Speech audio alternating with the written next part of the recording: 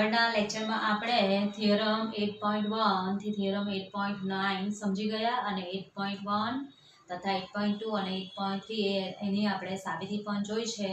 પણ આપણે એક્ઝામ માટે ફક્ત તૈયારી કરવાની છે પ્રમાણ 8.1 ની. ઓકે, ચાલો હવે આજે આપણે થોડાક શું જોવાના છે, સમ્સ જોવાના છે. તો સૌથી પહેલો આપણો જે દાખલો છે તે છે ચોરસનો. બરાબર કે ચતુષ્કોણ એબીસીડી ચોરસ છે. જો AC = આપેલા છે 16 સેન્ટીમીટર હોય તો AB શોધો. એટલે કે વિકર્ણનું માપ આપેલું હોય તેના પરથી આપણે બાજુનું માપ મેળવવાનું રહેશે. ઓકે, સો સૌથી પહેલા સોલ્યુશનમાં આપણે શું દોરવી પડે, આકૃતિ દોરવી પડે. ઓકે, તો સોલ્યુશન જોઈએ આપણે. ચાલો આકૃતિ દોરીએ. તો આકૃતિમાં આપણે ચતુષ્કોણ ABCD એ શું લેવાનો છે, ચોરસ. એટલે આકૃતિમાં શું દોરવું પડે, આપણે એક ચોરસ દોરવો પડે. ચાલો એને નામ શું આપી દઈશું આપણે, ABCD. ઓકે, ચાલો તો ABCD. તો ABCD માં આપણે AC નું માપ આપ્યું છે કેટલું, AC નું માપ આપ્યું છે 16 સેન્ટીમીટર. ઓકે, ચાલો આ માપ આપેલું છે આપણને 16 સેન્ટીમીટર. તો મેળવવાનું કીધું છે આપણને બાજુ AB નું માપ. ઓકે, ચાલો હવે આપણે ચોરસના ગુણધર્મો બધાને યાદ જ છે કે ચોરસની ચારેય બાજુના માપ કેવા હોય છે, સરખા હોય છે. બરાબર, એટલે કે બાજુ AB, બાજુ BC, બાજુ CD અને બાજુ AD ના માપ કેવા હોય છે, સરખા.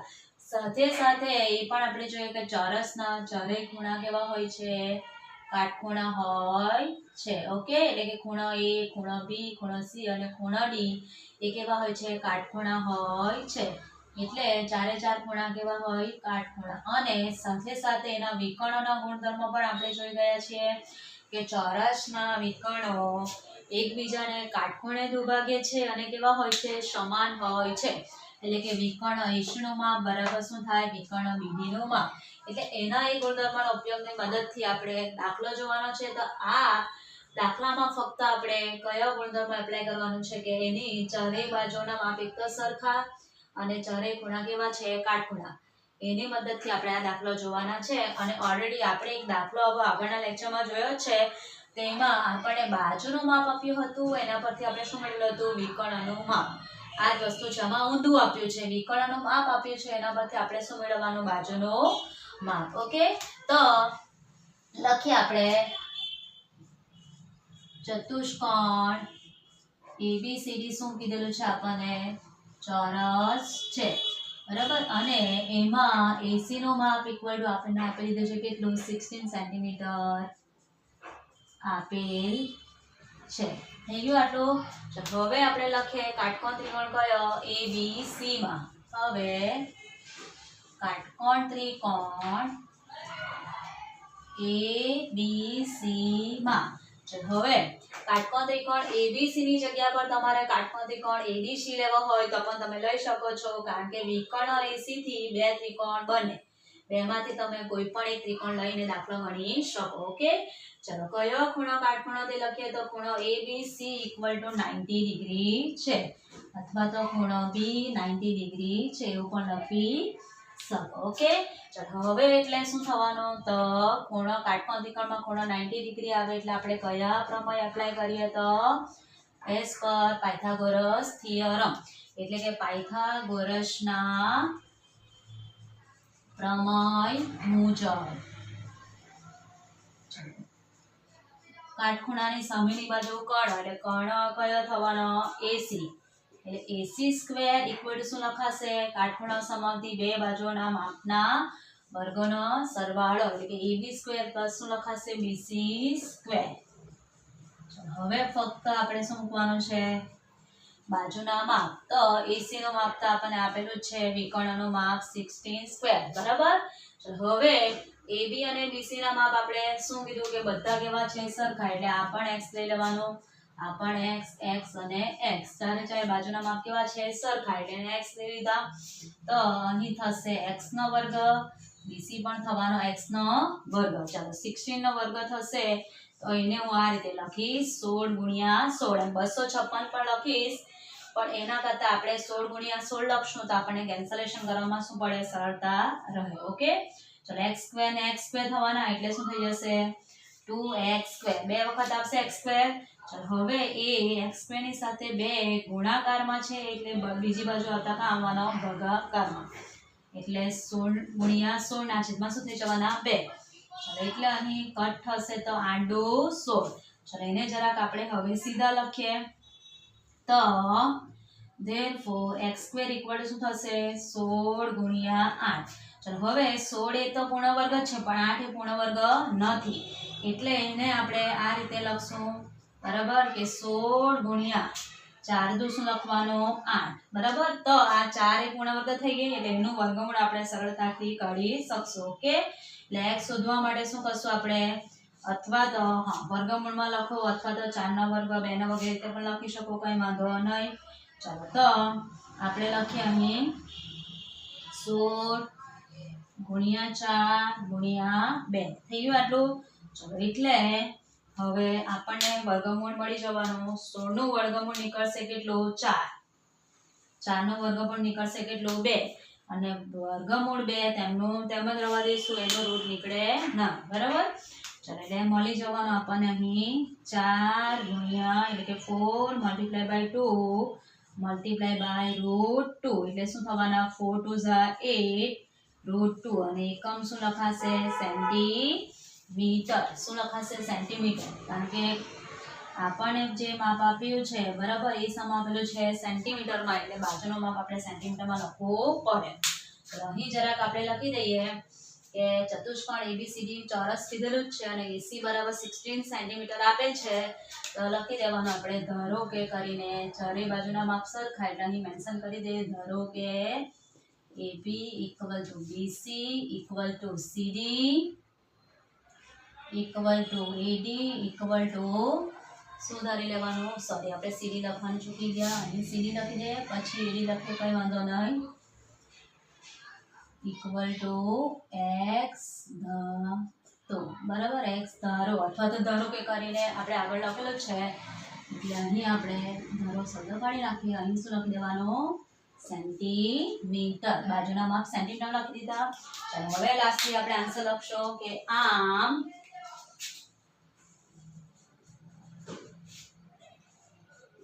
ચોરસ ABCD માં બાજુ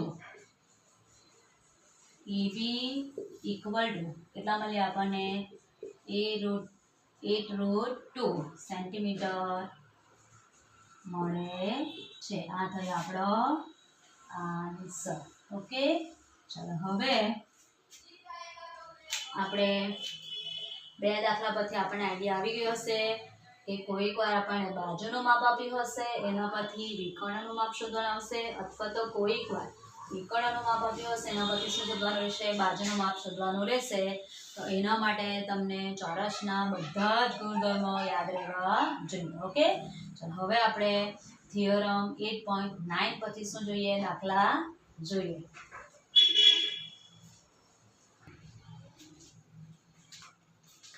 સેકન્ડ ક્વેશ્ચનમાં આપણને આપ્યું છે કે ત્રિકોણ ABC માં બાજુઓ AB અને AC ના મધ્ય બિંદુ અનુક્રમે E અને F છે. જો EF નું માપ આપ્યું છે આપણને 6.5 સેન્ટીમીટર, તો BC નું માપ શોધવાનું છે. ચલો હવે આપણે લાસ્ટ જે થિયરમ જોયો હતો એ ફરી એકવાર યાદ કરી લઈએ, થિયરમ 8.9. એમાં આકૃતિ આપણને આવી ગયેલી કે ત્રિકોણની કોઈ પણ બે બાજુઓના મધ્ય બિંદુને જોડતો રેખાખંડ આપણે જોઈ ગયા છે, બરાબર. ત્રિકોણ ABC ની અથવા તો ત્રિકોણની કોઈ પણ બે બાજુઓના મધ્ય બિંદુને જોડતો રેખાખંડ, એટલે આપણે આ રીતની આકૃતિ દોરેલી છે, બરાબર. તો AB નું મધ્ય બિંદુ આપણે M લીધેલું અને AC નું મધ્ય બિંદુ શું લીધેલું M. કોઈ પણ બાજુના મધ્ય બિંદુને જોડતો રેખાખંડ તેની ત્રીજી બાજુને સમાંતર એટલે કે MN સમાંતર શું લખેલું આપણે BC, તથા તેની ત્રીજી બાજુ કરતા કેવો હોય છે, અડધો હોય છે, 1/2 શું લખી શકીએ BC. તો આપણે આ થિયરમનો આજે અહીં ઉપયોગ કરવાનો છે. ઓકે, એટલે કે MN નું માપ BC કરતા કેવું થશે, અડધું. અને BC નું માપ MN કરતા કેવું થાય ડબલ. ઓબ્વિયસ વાત છે કે BC બરાબર આપણે શું લખી શકીએ 2 * MN લખી શકીએ. ઓકે, તો બે રીતે આપણે આ લખી શકીએ. તમારે જો જે મેળવવાનું હોય એને શું બનાવી દેવું કરતા બનાવી દેવું. હવે સૌથી પહેલા આકૃતિ દોરીએ આપણે ત્રિકોણ ABC. ચાલો કઈ બે બાજુઓના મધ્ય બિંદુઓ કીધા છે આપણને બાજુ AB અને બાજુ AC ના મધ્ય બિંદુ અનુક્રમે કીધા છે આપણને. અનુક્રમે એટલે AB નું મધ્ય બિંદુ આપણે ઈ લેવું પડે અને AC નું મધ્ય બિંદુ શું લેવું પડે એપલ લેવું પડે.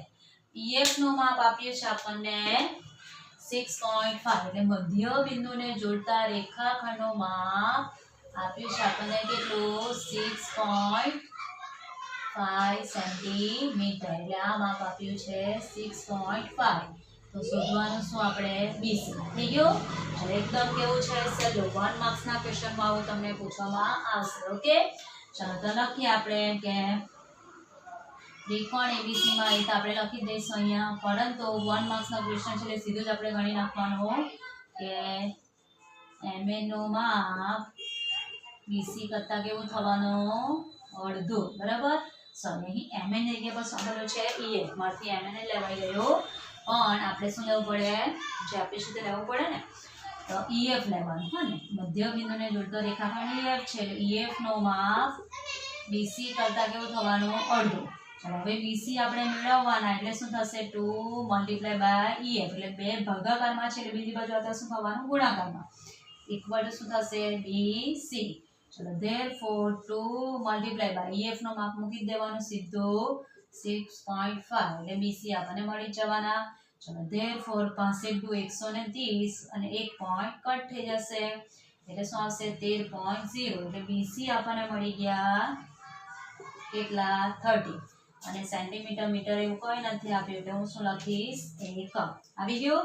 ચલો એટલે આ રીતે આપણે 1 માર્ક્સ ના ક્વેશ્ચનમાં ડાયરેક્ટ જ કરી શકીએ. અને જો લોંગ ક્વેશ્ચનમાં પૂછાય તો એક જ લાઈન વધારાની લખવાની આવે. શું લખી દેવાનું ત્રિકોણ ABC માં બાજુઓ AB અને AC ના મધ્ય બિંદુ અનુક્રમે E અને F છે. એ તો ક્વેશ્ચનમાં આપણને આપ્યું હોય તે લખી દેવાનું.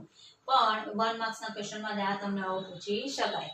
2 માર્ક્સ ના ક્વેશ્ચનમાં પૂછવું હોય તો હજુ થોડુંક આગળ વધારીને તમને પૂછવામાં આવશે. ઓકે, ચાલો હવે આપણે નેક્સ્ટ ક્વેશ્ચન જોઈશું.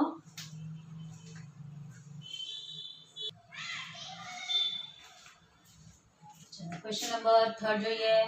એમાં આપ્યું છે આપણને ત્રિકોણ XYZ ની પરિમિતિ આપી છે આપણને કેટલી 25 તથા XY YZ અને ZX એટલે કે બાજુઓ XY YZ અને ZX ના મધ્ય બિંદુ અનુક્રમે આપેલા છે આપણને PQ અને R. તો ત્રિકોણ કયા ત્રિકોણની પરિમિતિ શોધવાની ત્રિકોણ PQR ની પરિમિતિ શોધવાની છે.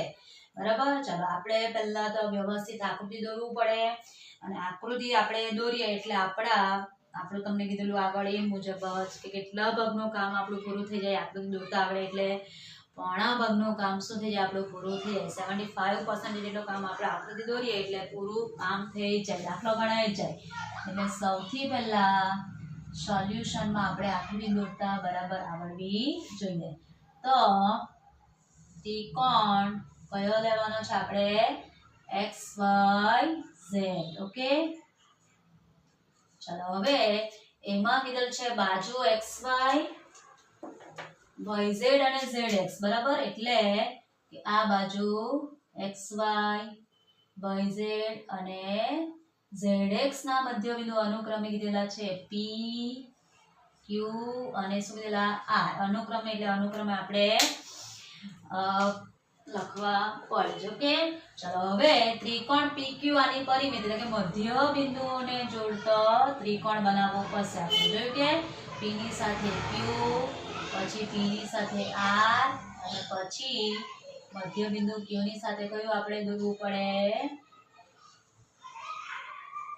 થઈ ગયું. એટલે મધ્ય બિંદુને જે જોડવાથી ત્રિકોણ બને છે એ ત્રિકોણની આપણે શું મેળવવાની છે પરિમિતિ. એટલે આકૃતિમાં જે રેડ કલરનો દેખાય ત્રિકોણ એની આપણે શું મેળવવાની છે પરિમિતિ મેળવવાની છે. ઓકે, તો તમને એમ થાય કે આગળનો દાખલો જે હતો પ્રમેય 8.9 પરથી એમાં તો સીધું જ આવી ગયું. આમાં પણ આપણે એકદમ ઈઝી નોલેજ મેળવી શકશો. ફક્ત આપણે શું કરવાનું રહેશે કે એ થિયરમ 8.9 નો ઉપયોગ જ કરવાનો છે અહીંયા. તો xy નું મધ્ય બિંદુ કયું છે P, એટલે અહીં px અને py ના માપ કેવા થવાના? સરખા. એટલે અડધા અડધા થઈ જાય ને.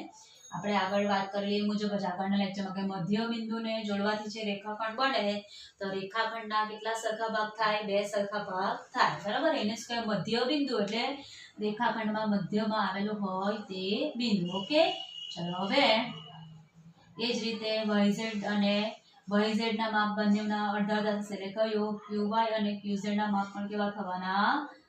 સરખા. ચલો એ જ રીતે rz અને rx ના માપ પણ કેવા થવાના? સરખા. ચલો આ તો ખબર પડે છે ને. 1 કાપાવાળા, 2 કાપા અને 3 કાપાવાળા એમાંના માપ કેવા થશે? સરખા.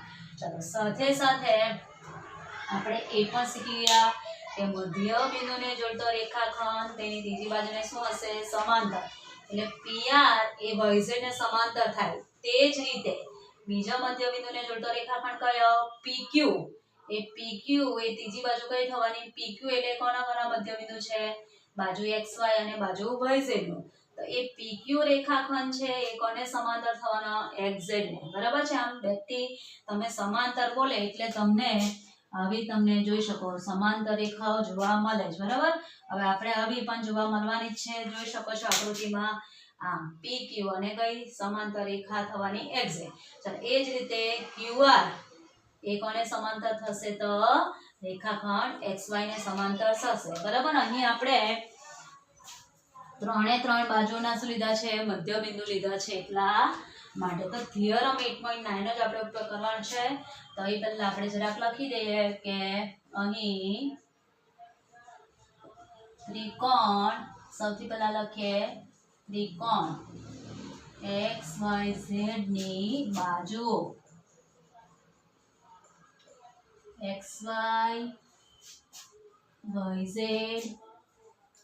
અને ZX ના મધ્ય બિંદુઓ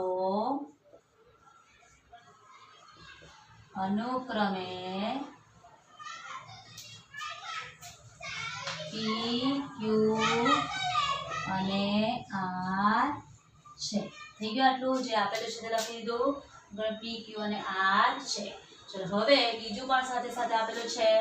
તથા ત્રિકોણ X, Y, Z ની શું આપી છે? પરિમિતિ આપી છે. કેટલી આપણને? 25. કઈ નથી એટલે શું લખી દેવાનું? સેન્ટીમીટર, મીટર નથી એટલે એકમ આપ્યું છે. જો કે એટલે મોટા ત્રિકોણની શું આપેલ છે? પરિમિતિ. પરિમિતિ એટલે 3 બાજુઓના માપનો શું આપેલો છે? સરવાળો. That means કે XY plus YZ plus ZX બરાબર શું થાય? 25 સેન્ટીમીટર થાય. બરાબર છે. ચલો હવે આપણે લખીએ કે થિયરમ લખીએ હવે અથવા તો પ્રમેય 8.9 પરથી. બરાબર, શું લખવાનું? PR નું માપ એ કોના કરતા અડધું થશે? બાજુ YZ કરતા. 1/2 શું થશે? YZ. ચાલે જ રીતે PQ નું માપ 3 મધ્ય બિંદુને જોડતા રેખાખંડના માપ આપણે લખવા પડશે. પહેલા PR લીધું, હવે કોને લેવું છો? PQ. PQ નું માપ કઈ બાજુ કરતા અડધું થવાનું? ત્રીજી બાજુ કઈ થવાની? 1/2 XZ. અને બાજુ બાકી કયો રહ્યો? રેખાખંડ QR નું માપ થશે 1/2 XY. બરાબર, XY કરતા કેવું થવાનું? અડધું. થઈ ગયું આટલું? હવે બરાબર સમજો. હવે એ જે સૂત્ર હું લખીશ એની સાબિતી પણ આપણી ટેક્સ્ટ બુકમાં આપી જ છે. બરાબર, સાબિતી એકદમ સહેલી છે. એની સાબિતી આવશે એકરૂપ ત્રિકોણ પરથી શું આવશે? એની સાબિતી આવશે. ઓકે, પણ આપણે એની સાબિતી નથી જોવાની. ફક્ત તમારે દાખલા ગણવા માટે શું એનું સૂત્ર યાદ રાખવું એ બહુ અગત્યનું છે. હવે 3 બાજુના માપ કરતા PQ, PR અને Q ના માપ કેવા થાય? અડધા. માટે આપણે લખી શકીએ કે આથી ચાલો લખીએ ત્રિકોણ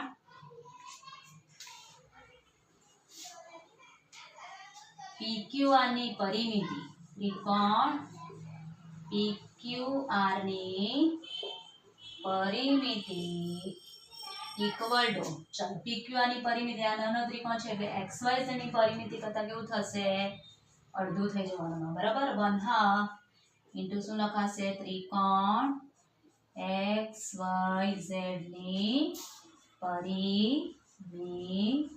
થઈ ગયું આટલું. ચાલો હવે આ સૂત્ર તમારે ખાસ યાદ રાખવું પડશે કે મધ્ય બિંદુને જોડવાથી જે ત્રિકોણ બને છે એની પરિમિતિ મૂળ ત્રિકોણ કરતા, એટલે કે જે મોટા ત્રિકોણ કરતા કેવી થશે, અડધી થશે. અને મોટો ત્રિકોણ છે, બરાબર, XYZ ની પરિમિતિ પૂછેલી હોય તો આ મધ્ય બિંદુને જોડવાથી બનતા ત્રિકોણની પરિમિતિ કરતા XYZ ની પરિમિતિ કેવી થશે, ડબલ. ઓબ્વિયસ વાત છે ને કે અહીં આ બે અહીં ગુણાઈ જશે એટલે ત્રિકોણ XYZ ની પરિમિતિ જો તમને શોધવાની પૂછાય તો શું લખાય, 2 × ત્રિકોણ PQR ની પરિમિતિ. બે અહીં ભાગાકારમાં જગ્યાએ બીજી બાજુ ગુણાકારમાં આવી જશે એટલે ડબલ થઈ જશે. ઓકે, ચલો એટલે હવે આપણે મૂકીએ વેલ્યુ 1/2. ચાલો XYZ ની પરિમિતિ આપણને આપી છે કેટલી, 25 એકમ. ચાલો 25 ના અડધા કેટલા થવાના, 12.5. 24 ના અડધા 12 થાય, એમાં 0.5 એડ કરવાનું એટલે 25 ના અડધા કેટલા થઈ જાય, 12.5. અને છેલ્લે શું લખી દેવાનું, એકમ, બરાબર. ચલો હવે આ સૂત્ર તમારું ખાસ અગત્યનું છે, એ તમારે યાદ રાખવાનું રહેશે, એટલે સૂત્રની નોટબુકમાં પણ લખી દેવાનું જ. ઓકે, ચાલો એટલે આવા દાખલા તમને લોંગ ક્વેશ્ચનમાં પણ પૂછી શકાય. ચલો હવે આ ત્રિકોણ પરથી જરાક આપણે ખાસ અગત્યની વાત ધ્યાન આપીને સમજતા, હા ને, કે YZ ના માપ કરતા આ માપ કેવું થવાનું છે, તો અડધું, હા ને, એટલે બરાબર જે ધ્યાન આપજો હવે કે YZ પર તમે જો અડધું માપ એટલે કેવું થવાનું, અહીંયા બે કાપા થઈ જશે, હા ને. ચાલો એને જરાક આપણે અલગ બટનથી બતાવી દઈએ એટલે તમને વધારે ખબર પડશે. એટલે PR નું માપ કેવું થવાનું, અડધું. અડધું એટલે કેટલું, આ બે કાપા જેટલું, બે કાપા ઉંગલા છે એટલું. એ રીતે PQ નું માપ કેટલું થવાનું, તો 3 કાપા, બરાબર છે. અને QR નું માપ XY કરતા કેવું થવાનું, અડધું. એ આપણે લખ્યું જ છે એટલે અહીં કેટલું આવવાનું, 1 કાપો. હવે બરાબર આકૃતિનું ઓબ્ઝર્વેશન તમારે કરવાનું કે કેટલા ત્રિકોણ બને છે, તે કેટલા ત્રિકોણ બને તે આપણે ગણીએ.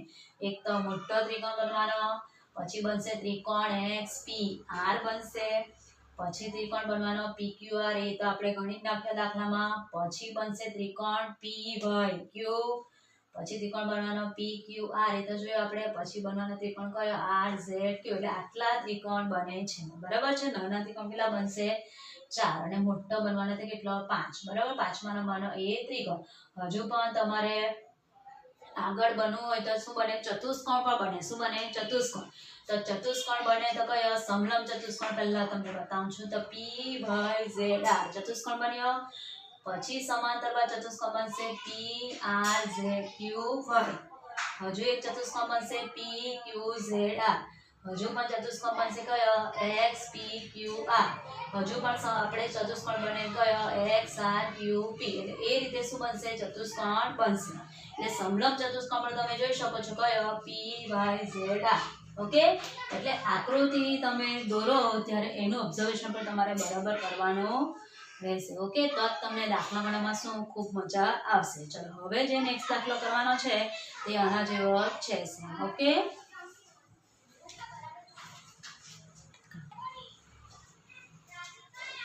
આ દાખલામાં જરાક આપણે તમને કહેવાનું રહી ગયું કે આપણે તમે જો કે જે નાના ત્રિકોણ બને છે ને, બરાબર ધ્યાન આપીને જો, તો ત્રિકોણ XPR છે તો તમે જો એક કાપો આવી, અહીંયા બે કાપા અને 3 કાપા થઈ ગયું, બરાબર. ધ્યાનથી જોજો કે આ જે એક કાપા વાળા એ બધા જ માપ કેવા થશે, સરખા થશે. પછી એ જ રીતે બે કાપા વાળા જે બાજુનું માપ છે એ પણ સરખું જ થવાનું, અને 3 કાપા વાળા માપ પણ કેવા થવાના, સરખા. તો તમે દરેક નાના ત્રિકોણમાં જોઈ શકો 1 2 ને 3 આવી ગયું. પછી અહીંયા પર 1 2 ને 3, પછી એ જ રીતે અહીંયા 1 2 ને 3, એ જ રીતે આ ત્રિકોણમાં 1 2 ને 3. એટલે કે આ જે આપણી પરિમિતિ આવી ને, કઈ આપણે નાના ત્રિકોણની PQR ની પરિમિતિ કેટલી આવી આપણી, 12.5 એકમ આવ્યું. તો તે જ રીતે ત્રિકોણ XPR અથવા ત્રિકોણ PQY અથવા ત્રિકોણ QZR ની પરિમિતિ કેવી હશે, સમાન જ રહેશે. ઓકે, એટલે તમે જોઈ શકો છો કે આપણે કોઈ પણ મધ્યબિંદુને જોડતો એટલે જે ત્રિકોણ બનશે એની પરિમિતિ મૂળ ત્રિકોણ કરતા કેવી થઈ જશે? અડધી થઈ જશે. એટલે 1/2 ત્રિકોણ XYZ ની પરિમિતિ. એટલે નામ તો કોઈ પણ આપેલા હોય પણ મૂળ ત્રિકોણ કરતા પરિમિતિ કેવી થશે? અડધી. એની રીઝન આ છે અને એની સાબિતી પણ આપી છે. તમને કીધું છે એ મુજબ જ. બરાબર. ચાલો હવે આપણે નેક્સ્ટ સમ જોઈએ.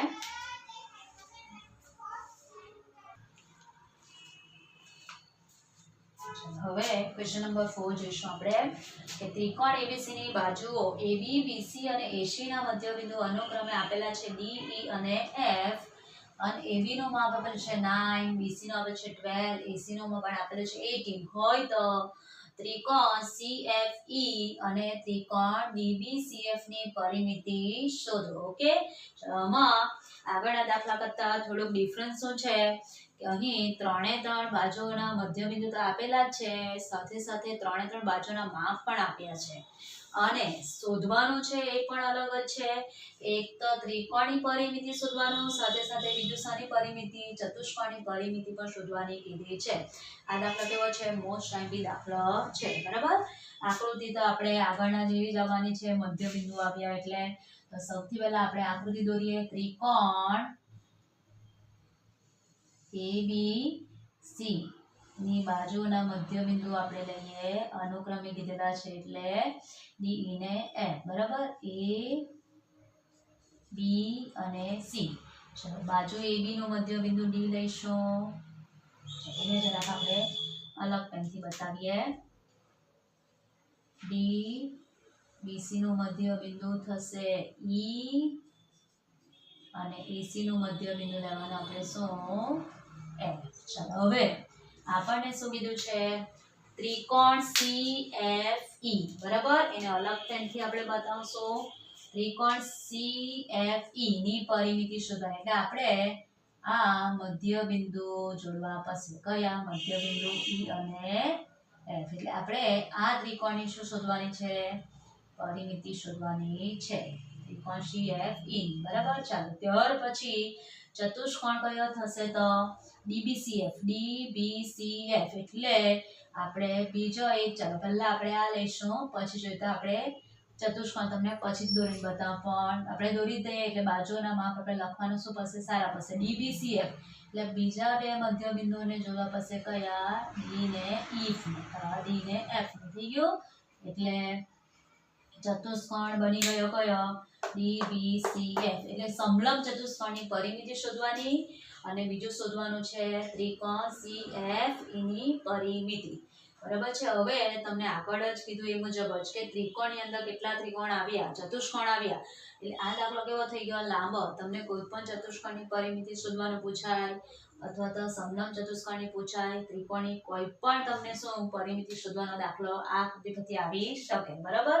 એટલે આગળની જે મેન આકૃતિ છે આપણી આગળને દાખલામાંની, તે તમારે ખાસ યાદ રાખવાની રહેશે. ઓકે.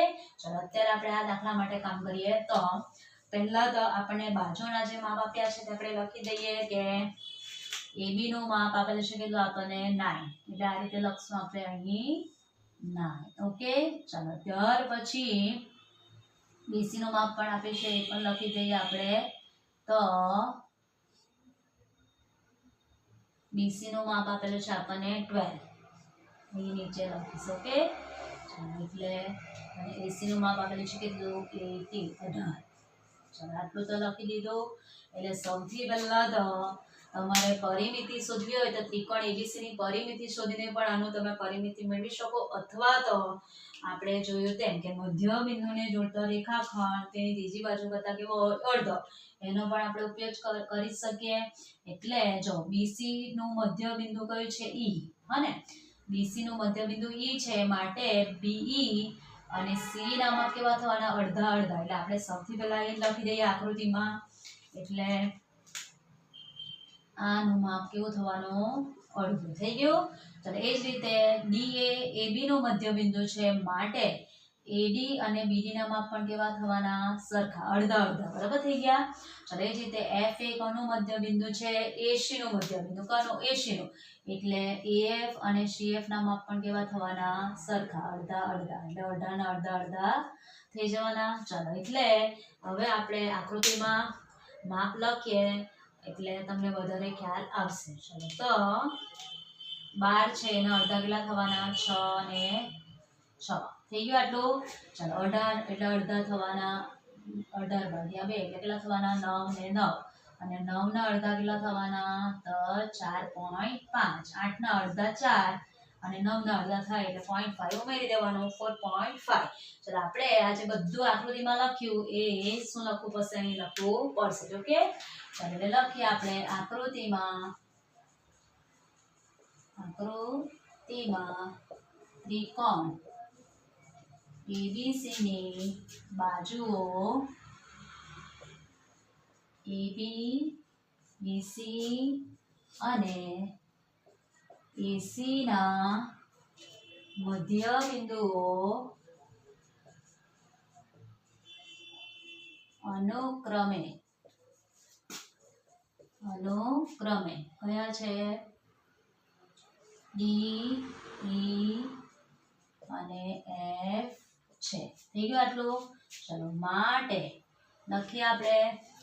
એ આપણે લખી દીધું. અલગ અલગ લખવાની જરૂર નથી કે D એ AB નું મધ્ય બિંદુ છે, E એ BC નું મધ્ય બિંદુ છે અને F એ AC નું મધ્ય બિંદુ. અલગ અલગ લખવાની જરૂર નથી. એક જ લાઈનમાં આપણે લખી શકીએ. ઓકે ચલો એટલે લખીએ માટે AD નું માપ બરાબર શું થશે? BD નું માપ કોના કરતા અડધું થવાનું? 1/2.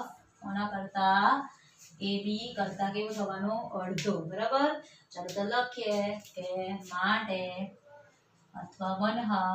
ચાલો AB નું માપ કેટલું છે આપણી પાસે? 9 એટલે 9 ના અડધા લખી દેવાનું 4.5. થઈ ગયું આટલું. ચાલો એ જ રીતે લખીએ આપણે આગળ BC નું માપ કરતા અડધા માપ કોના થવાના? તો BE અને CE. BE equal to CE equal to થશે 1/2 BC. ચાલો એટલે 1/2 BC નું માપ છે આપણી પાસે આપ્યું 12 અને 12 ના અડધા કેટલા થવાના? 6. એટલે therefore ત્રીજી બાજુ પણ લઈએ AF અને CF. AF equal to CF એટલે 1/2. AC કરતા કેવું થવાનું? અડધું. અને AC નું માપ આપ્યું છે આપણને કેટલું? 18. 18 ના અડધા થવાના 9 વડે 9. થઈ ગયું આટલું. ચલો હવે આપણે અત્યારે જ કીધું કે મધ્ય બિંદુને જોડતા રેખાખંડનો માપ તેની ત્રીજી બાજુ કરતા કેવું થાય? અડધું થાય. એટલે આકૃતિમાં આપણે આને પણ શું બતાવી દઈએ કે DF નું માપ BC કરતા કેવું થવાનું? અડધું. અડધું એટલે કેટલું? 6 ને 6 એટલે આમ આપણે આ બે કાપા બતાવી શકીએ. ઓકે ચલો એ જ રીતે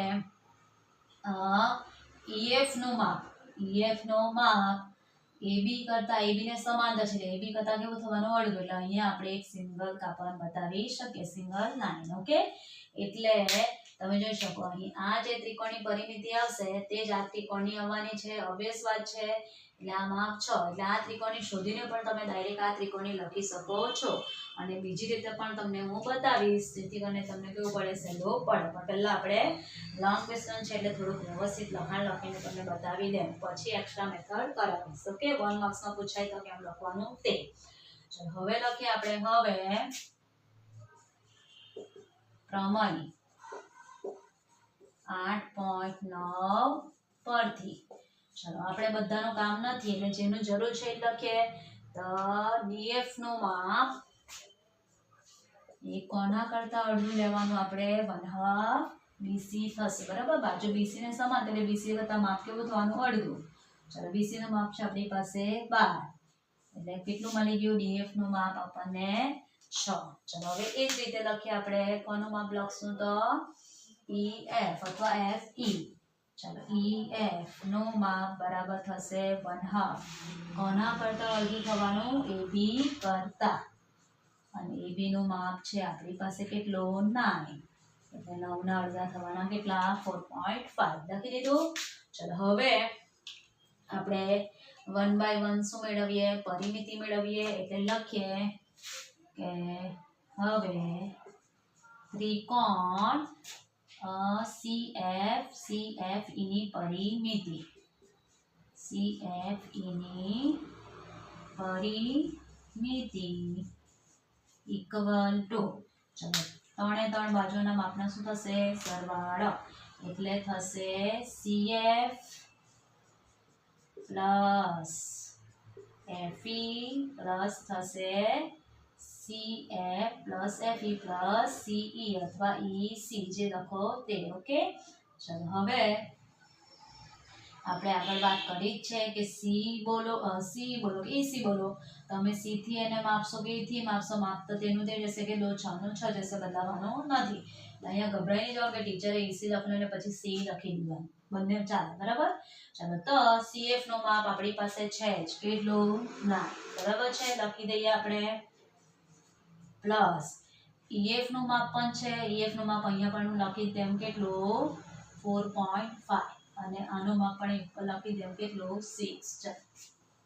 ચાલો આ લખી દીધું કેટલું 4.5 અને C નું માપ કેટલું છે 6. ચાલો સરવાળો કરવાનું બહુ સહેલું જ છે.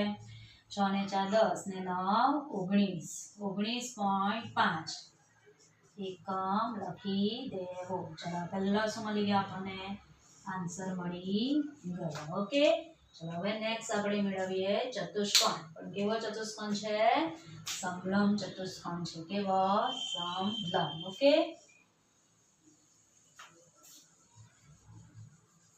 ચલો તો લખીએ હવે ચતુષ્કોણ કયો છે? DBCF.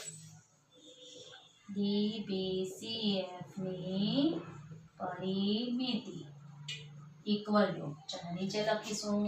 ચલો DBCF એટલે ચારે ચાર બાજુના માપના શું કરશું? સરવાળો. DB plus BC plus CF plus DF થઈ ગયું. ચાલો આકૃતિમાં પણ બતાવી દઈએ. DB plus BC plus CF plus DF અથવા તો FD. ચલો DB નું માપ આપણી પાસે કેટલું આપેલું છે? 4.5. BC નું માપ છે 12. પછી છે CF નું માપ છે 9 અને DF અથવા FD નું માપ છે કેટલું 6. થઈ ગયું આટલું. ચાલો સરવાળો આપણે ધ્યાનપૂર્વક કરવાનો રહેશે. તો 9 ને 6 15 15 ને ચાલો 4.5 છે એટલે અહીંથી જ આપણે સ્ટાર્ટિંગ કરી દઈએ. તો 6 ને 4 10 10 ને 9 ચાલો 6 ને 4 10 10 ને 10 20 20 ને 2 22 22 ને 9 31 પોઈન્ટ કેટલું મળવાનું? 5 એકમ. કેટલું મળ્યું જવાબ? 31.5 એકમ મળી ગયું આપણને. આ કોની પરિમિતિ મળી આપણને? ચતુષ્કોણ DBCF ની પરિમિતિ. ઓકે, ચલો હવે આ તો આપણને બે જવાબ ઈઝી ગોઈંગ મળી જ ગયા. પણ 1 માર્ક્સમાં બી તમને આમાંથી એક ક્વેશ્ચન પૂછી શકાય સીધું જ. તો ઓબ્વિયસ વાત છે કે જો હવે અથવા કરીને આપણે એ મેથડને બતાવી રાખો અહીંયા. અથવા ચાલો સૌથી પહેલા તો આપણને ત્રિકોણ ABC ની પરિમિતિ મળવાની, કારણ કે એની ત્રણ બાજુના શું માપ આપી દીધા છે. એટલે શું લખી દેવાનું? ત્રિકોણ ABC ની પરિમિતિ. બરાબર, એટલે આ રીતે પણ શોધી શકાય. AB plus BC plus AC. થઈ ગયું. ચાલો AB નું માપ, BC નું માપ અને AC નું માપ ઝડપથી આપણે મૂકીએ. આ 9 BC 12 અને આ કેટલા? 18. થઈ ગયું. ચાલો હવે સરવાળો કરીએ. તો 18 ને 2 20 ને 10 30 ને 9 કેટલા થવાના? 39. થઈ ગયું. હવે આગળના દાખલામાં જ આપણે શું જોયું કે મધ્ય બિંદુને જોડવાથી બનતો ત્રિકોણ એટલે કે જે ત્રિકોણ કયો હોઈ શકે? ત્રિકોણ ADF પણ હોઈ શકે અથવા ત્રિકોણ CFE પણ હોઈ શકે. તો એની પરિમિતિ મૂળ ત્રિકોણ કરતા કેવી થવાની? અડધી થવાની. એટલે આગળથી દાખલો તમે આ રીતે પણ કરી શકો. એટલે લખીએ માટે ત્રિકોણ મધ્ય બિંદુને જોડતો ત્રિકોણ કયો? CFE. બરાબર, ત્રિકોણ CFE ની પરિમિતિ.